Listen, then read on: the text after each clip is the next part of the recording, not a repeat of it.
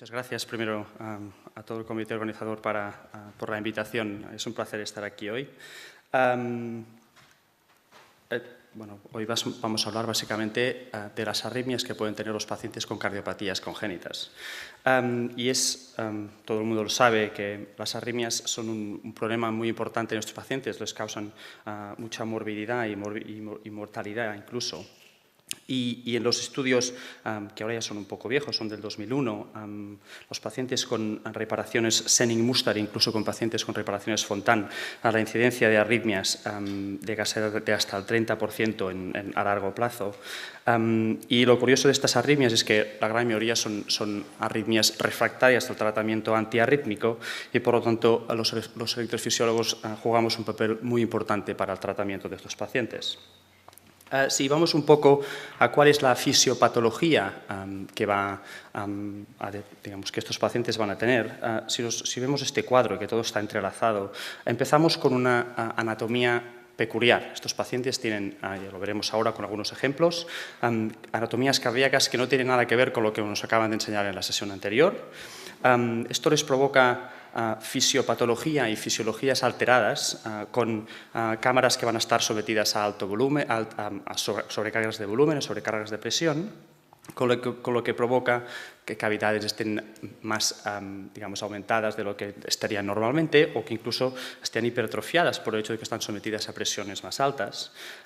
Esto provoca muchos casos lesiones a nivel celular que están ayudados por el hecho de que estos pacientes tienen cardiopatías cianosantes que conllevan hipoxia celular y que además les sometemos a muchos bypasses porque los operamos muchas veces.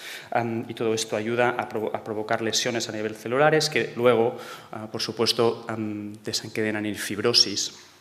Y esta fibrosis nosotros la ayudamos al mismo tiempo creándoles muchas suturas porque vamos a pedir al cirujano que repare a estos pacientes. Además les añadimos materiales extraños, les añadimos patches, les añadimos conductos diferentes de materiales ajenos y además al cirujano a veces, sin quererlo, provoca traumas en los tejidos de conducción. Así que si uno ve toda esta rueda, creo que no hay un sustrato más ideal para poder tener una arritmia. Si vemos un poco cuáles son las cardiopatías congénitas más relevantes en el mundo de la electrofisiología, están representadas en este trabajo que publicó en el 2007 el grupo de Boston, liderado por Ed Walsh, donde hay una representación de las taquicardias y de las bradicardias. Y si os fijáis, las taquicardias por macro reentrada auricular no ismodependientes, que son las que se representan aquí, están presentes en casi todas ellas. El flúter auricular ismodependiente está presente también y lo veremos que esto es un paper de 2007. Ahora probablemente el papel del ismo es muchísimo más relevante con las nuevas técnicas diagnósticas que tenemos ahora. Las vías accesorias son muy frecuentes específicamente en estos dos tipos de lesiones y los vamos a ver después. Las taquicardias ventriculares están presentes en todas ellas, aunque de forma menos relevante que las taquicardias auriculares, y las bradicardias están estrechamente relacionadas con el tamaño y la cantidad de lesión que vamos a producir en esas arritmias, en esas aurículas, y vemos que las lesiones, las reparaciones Mustard y Senning y en los Fontanes provocan disfunciones del nodo sinusal y si os fijáis aquí la congénitamente corregida, la transposición congénitamente corregida va asociada con lesiones del nodo AV. Y esto lo vamos a desglosar poco a poco. En mi parte de la charla yo me voy a centrar específicamente en la transposición de los grandes vasos, la transposición congénitamente corregida de los grandes vasos y las fisiologías sinoventriculares y luego mi compañera las otras. Si empezamos con la transposición de las grandes arterias, no es mi intención de esta charla, ni mucho menos, explicaros la fisiopatología de todas las cardiopatías congénitas, porque es imposible, pero básicamente hay ciertas relaciones anatómicas que son esenciales y que es importante conocerlas. Este es un diagrama de un corazón con una transposición de las grandes arterias, y si os fijáis, todo parece muy igual, excepto que del ventrículo derecho, el vaso que se origina no es la pulmonar, sino que es la aorta, ¿vale? Y esto, en análisis segmentario del corazón, lo llamamos discordancia ventrículo arterial. Es decir, que la conexión entre los ventrículos y los grandes vasos no es concordante. La concordancia sería que del ventrículo derecho sale a la pulmonar. Y esto aquí está cambiado. Si os fijáis aquí en una pieza anatómica, veis que claramente el ventrículo, este es un ventrículo morfológicamente derecho, seguro que el profesor Sánchez Quintana me estará de acuerdo conmigo con esto, ventrículo trabeculado que conecta directamente con una arteria que no es la pulmonar, sino que es la aorta. Y si lo vemos el corazón desde el otro lado, vemos que esto es un ventrículo morfológicamente izquierdo, trabéculas muy finas, y hay una continuidad fibrosa entre esta válvula, que es la válvula mitral, y el vaso que sale, que es la pulmonar. ¿De acuerdo? Igual que tendríamos si este vaso fuese la aorta. Esto, que es importante desde el punto de vista anatómico, tiene más importancia porque básicamente esto hay que repararlo. Y a día de hoy, la cirugía de elección para el tratamiento de la transposición de las grandes arterias es la corrección anatómica, lo que nosotros llamamos un switch arterial o operación de Jatin. Y os he puesto aquí un gráfico de cuál es el tratamiento que les hacemos a estos pacientes. Básicamente, les cambiamos la aorta y la pulmonar de sitio. La aorta salía anterior del ventrículo que es más anterior, que es el ventrículo derecho, y lo que hacemos es la cortamos, cogemos las coronarias, nos las llevamos y llevamos la aorta a una posición posterior y llevamos hacia adelante la arteria pulmonar. Y de esta forma los pacientes están corregidas. Si os fijáis aquí, no hacemos muchas lesiones en nuestras aurículas y tampoco hacemos muchas lesiones en nuestros ventrículos.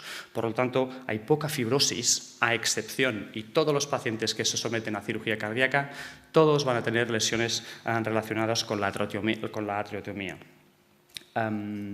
Así que esto va a ser un sustrato para arritmias tanto flutter como macroreentradas auriculares flutter no dependientes.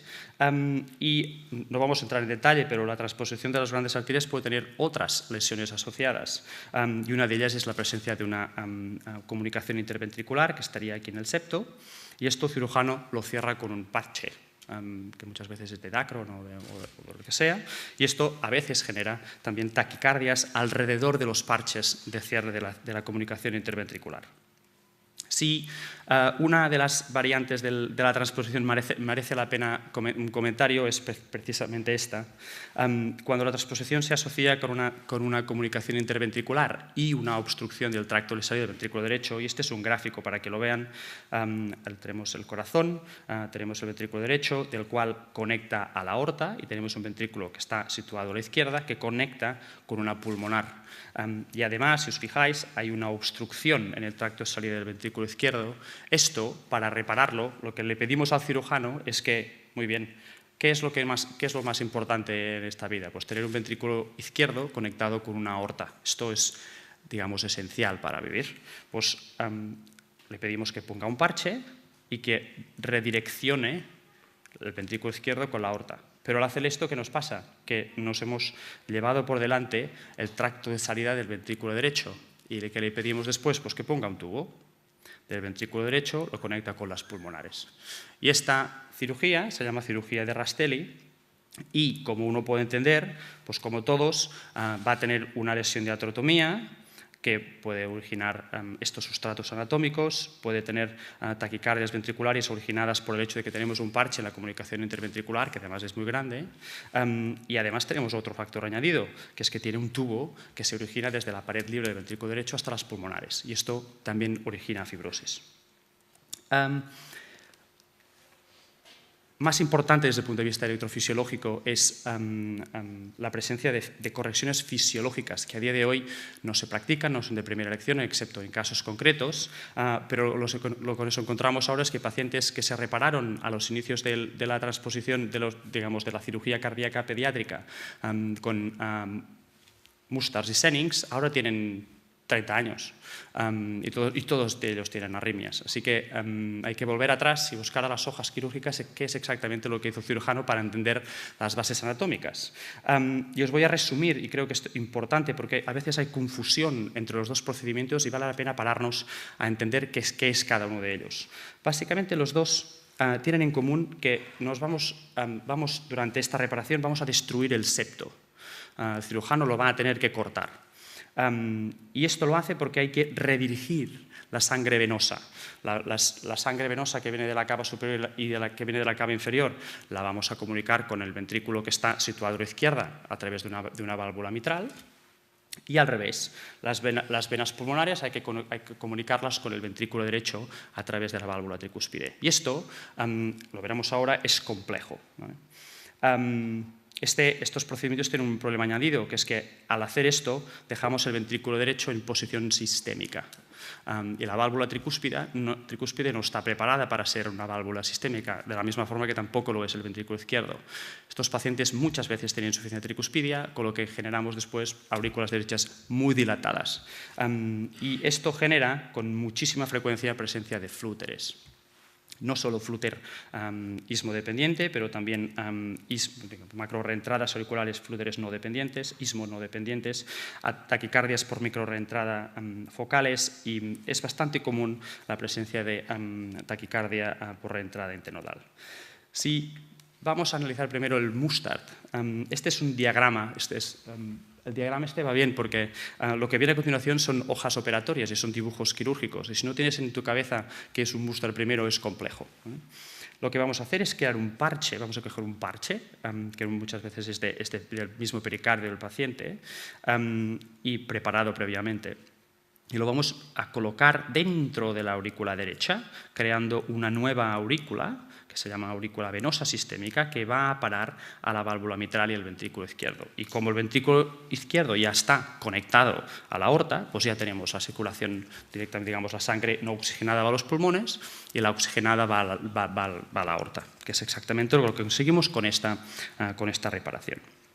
¿Cómo lo hace el cirujano? Pues lo primero que vamos a hacer esto es una hoja operatoria, esto es la aurícula derecha, abierta desde el lado derecho, tenemos la pared aquí. Esto es, digamos, el septo interauricular con la fosa oval puesta aquí. La primera cosa que hay que hacer es hay que liberar el septo. Y en esta foto siguiente está aquí, lo que hemos hecho es resecar el septo, de tal forma que en la parte más posterior del corazón, como hemos visto en la sesión anterior, tenemos la aurícula izquierda con sus venas pulmonares.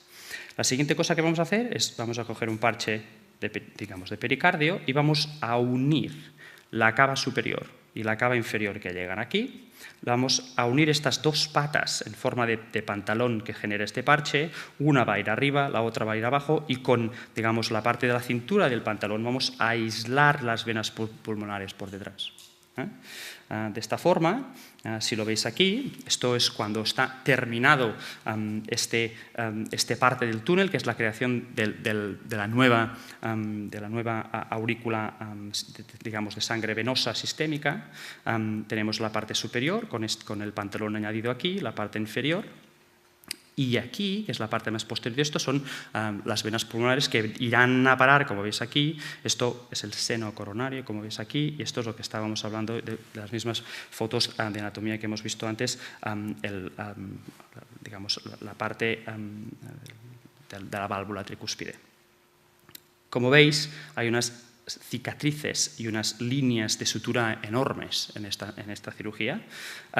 Y esto no termina aquí, porque si os fijáis en este diagrama, publicado por el Grupo de Toronto, hay muchísimos substratos una vez tenemos completada la lesión. Tenemos el sustrato creado por la sutura que une la pata superior del pantalón, la que une la pata posterior del pantalón, la que une la parte anterior del pantalón con el septo que hemos resecado, la parte posterior que aísla las venas. Todo esto son líneas de sutura.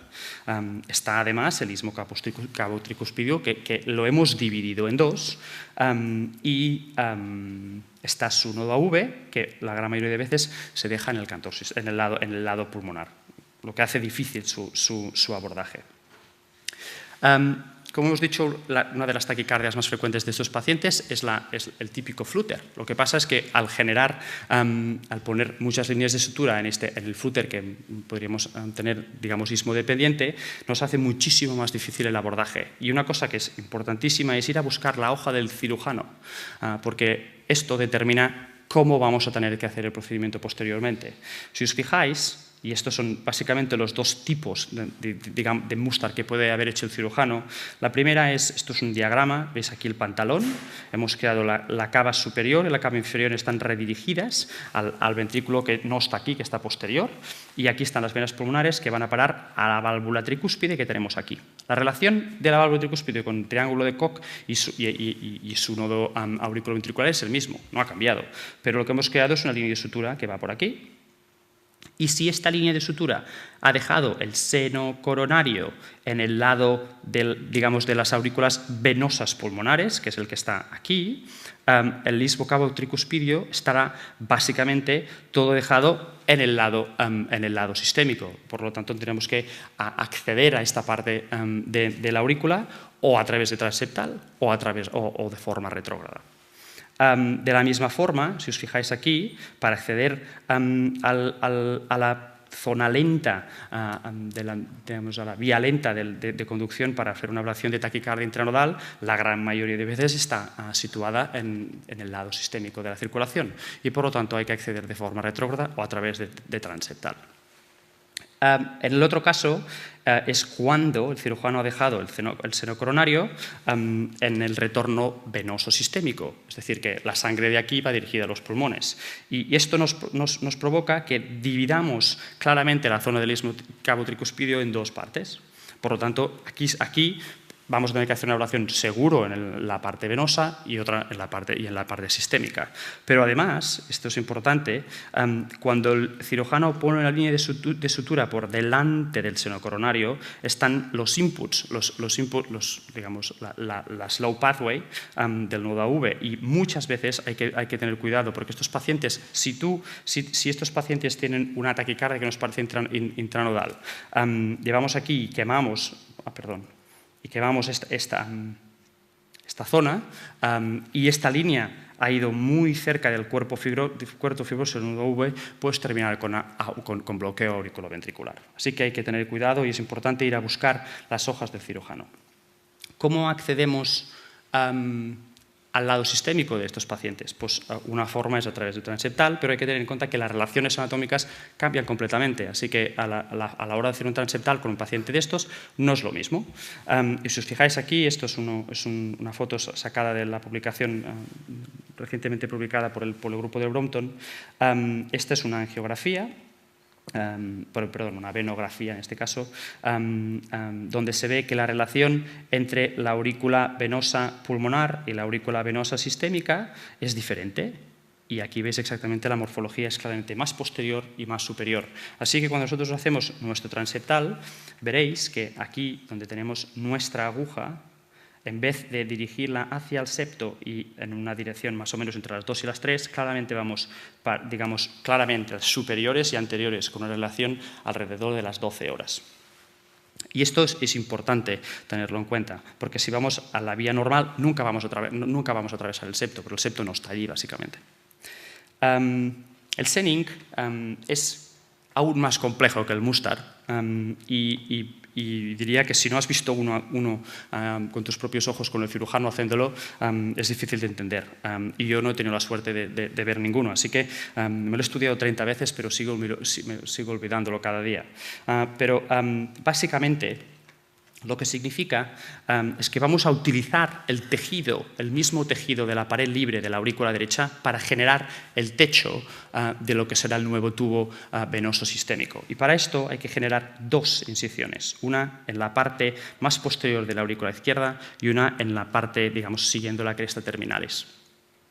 Después de hacer esto, abrimos la parte derecha y exponemos de nuevo el septo y lo quitamos. ¿Vale? Y como veis aquí tenemos las venas pulmonares que están puestas. La siguiente cosa que vamos a hacer es utilizar un parche para aislar las venas pulmonares de esta nueva cavidad que estamos generando aquí, que es la más anterior. ¿Vale? Y es lo que veis aquí. Hemos creado un parche que aislamos las venas pulmonares que están aquí escondidas. ¿Vale? La siguiente cosa que vamos a hacer es, vamos a desplegar esto y nos vamos a la pared posterior, a la incisión que hemos creado, la parte posterior del corazón.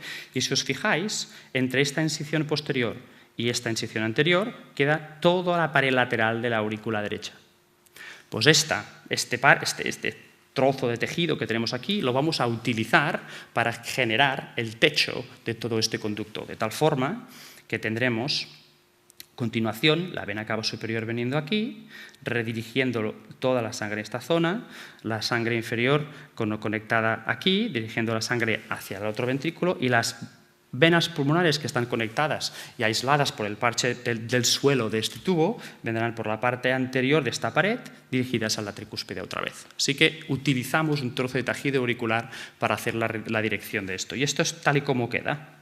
Si os fijáis, aquí, generalmente el cirujano, es más difícil variar, el cirujano generalmente deja el seno coronario en lo que será un exceso retrógrado, en la nueva aurícula venosa pulmonar. Y por lo tanto, por definición, casi te diría que para llegar al istmo cavo-tricúspido vamos a tener que hacer un acceso transectal o retrógrado. Y esto luego se termina con un parche, para terminar la parte más superior de este conducto. Los substratos de estas arritmias, como veis, son de nuevo complejas, pero son distintas. Y una cosa que también es importante es que utilizamos tejido auricular, no estamos utilizando parches, así que las señales y digamos, los voltajes que vamos a tener al hacer ablaciones son mayores. Si dejamos la transposición de las grandes arterias y nos vamos a la transposición congénitamente corregida, es un poco confuso, porque, como veréis ahora, el principio es el mismo, pero cambia una cosa importante, que es que estos pacientes están, digamos, corregidos congénitamente. La discordancia entre los ventrículos y los aurículas que tienen, porque están, digamos, es una parte, la corrigen ellos mismos teniendo otra discordancia. Y estos pacientes, otra forma de llamarlos, se llaman doble discordancia. Y lo que vemos aquí, esto es un corazón normal, aurícula derecha, ventrículo derecho. ¿Cómo vas de tiempo más o Ya menos? estoy. Vale, perfecto. Aurícula derecha, ventrículo derecho y aorta, y aquí tenemos aurícula izquierda, ventrículo izquierdo, perdón, esto es pulmonar, y aquí va la aorta. Pues estos pacientes esto lo tienen todo girado, de tal forma que tenemos la aurícula derecha con el ventrículo derecho, primera discordancia, y del ventrículo izquierdo no sale la aorta, sino que sale la pulmonar. ¿Vale? De la misma forma, en el otro lado tenemos la aurícula izquierda, que está conectada al ventrículo derecho. Esto genera la primera discordancia y ellos mismos se corrigen y del ventrículo derecho sale la aorta. ¿Vale?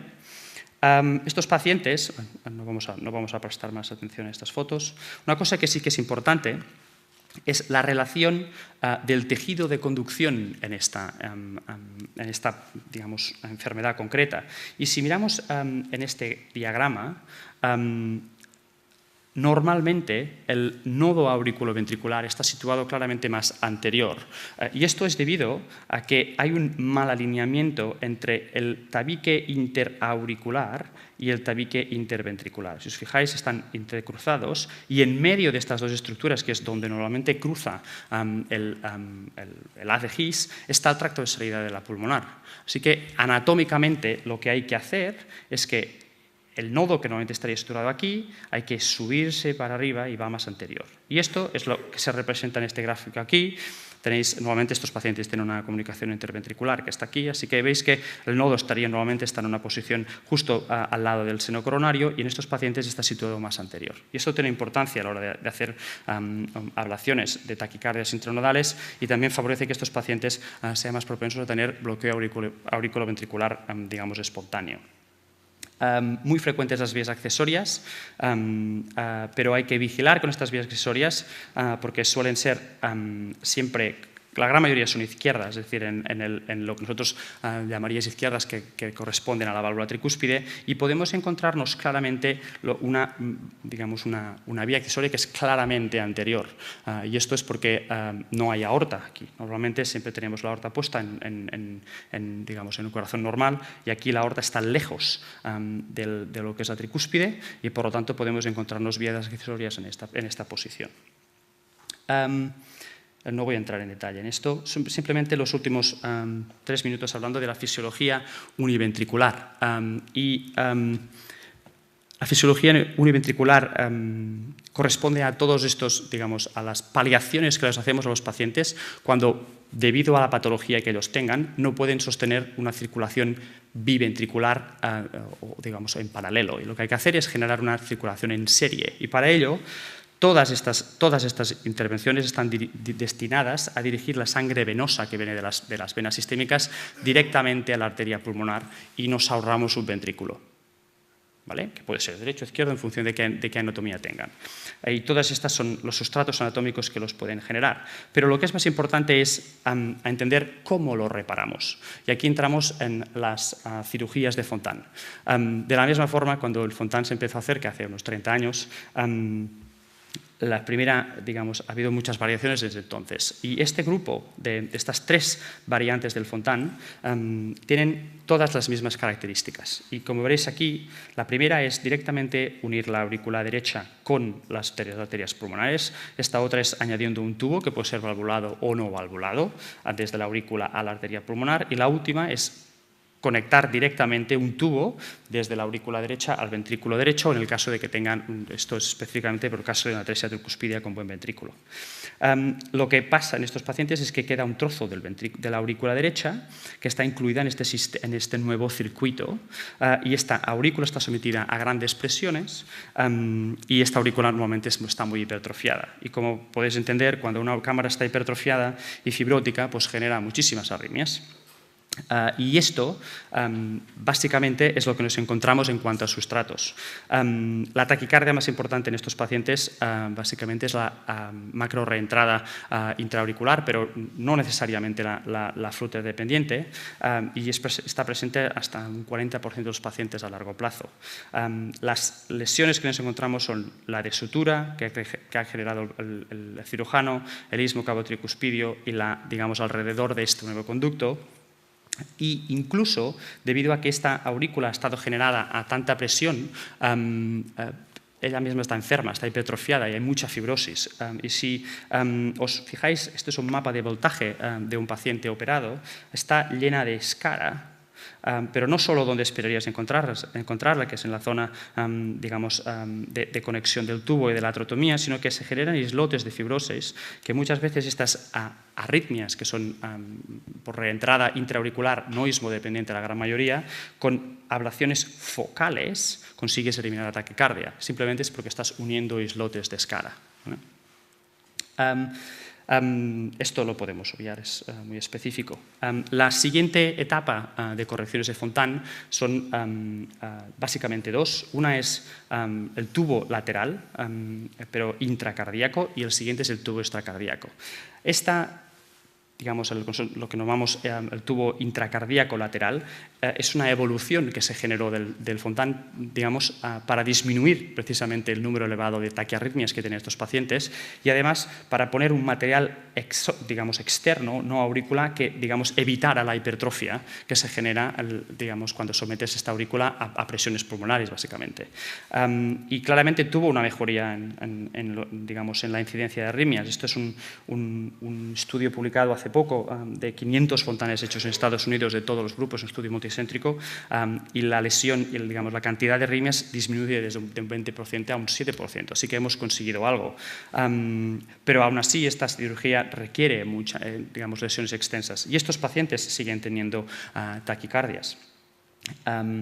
Y como podréis ver, lo que estamos generando con este tubo es separar el istmo cavo-tricuspidio y muchas partes de las aurículas del acceso venoso. No hay forma de entrar a estos ventrículos. Así que hay que buscarse estrategias. Puedes ir a través del digamos, del tubo que has creado, pero no es un septo, es un tejido difícil.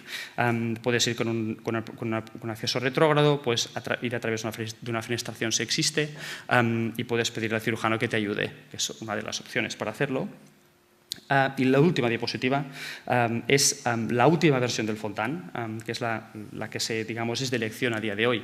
Tiene cosas buenas desde el punto de vista exclusivamente hemodinámico, pero tiene un factor importante desde el punto de vista electrofisiológico. Y es que aquí, si os fijáis, lo que hacemos es ni tocamos la aurícula, no nos interesa. Desconectamos la cava superior y la cava inferior, la conectamos con un tubo de Dacron de 20 centímetros y ya está. no hacemos nada más. Muchas veces se conecta una fenestración expresamente, pero estos pacientes tienen un mejor posoperatorio cuando hay esta conexión. Pero esto genera un problema importante, que es que no hay forma de acceder al tejido auricular. Y está desconectado. Solo lo puede hacer perforando un tubo de Dacron, que no es lo mismo que perforar un septo. Si estoy de suerte y la fenestración está allí, pues puedo ir a través de la fenestración, pero no es fácil de localizar y es un tejido muy rígido, así que a veces no te da un soporte suficiente. Y estos pacientes siguen teniendo escaras en esta aurícula derecha, porque cuando se hace esta cirugía, si el paciente tiene dos válvulas AV, una hay que aplicarla y por lo tanto el cirujano ha puesto parches en una de las válvulas. Así que hay que entrar en esta aurícula, pero no hay forma, porque lo hemos aislado completamente. Así que, aunque haya demostrado que el riesgo de arritmias, y esto es lo que está puesto aquí, es menor que en los previos, modificaciones de Fontan, nos genera un problema muy importante. No podemos entrar. Y la única forma de entrar, muchas veces, es de forma retrógrada. Y forma retrógrada con ventrículos que son complejos anatómicamente no es fácil. Y creo que esto es todo.